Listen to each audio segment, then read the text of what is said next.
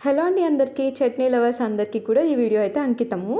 ఎవరైతే రెగ్యులర్‌గా తినే చట్నీస్‌తో బోర్ కొట్టి కొత్తగా ట్రై చేయాలనుకున్న వితౌట్ కోకోనట్ చాలా బాగుండే చట్నీ అనమాట ఇది.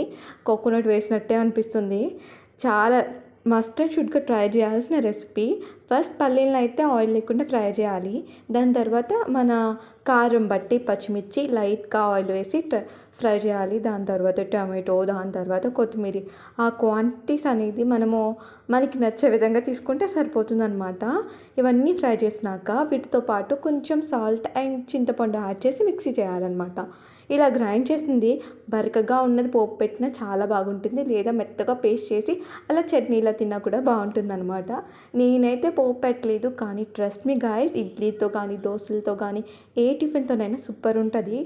నా వీడియోస్ కనుక మీకు నచ్చినట్లయితే తప్పకుండా లైక్ చేయండి. మరిన్ని ఇన్ఫర్మేటివ్ వీడియోస్ కోసం సబ్స్క్రైబ్ మై ఛానల్.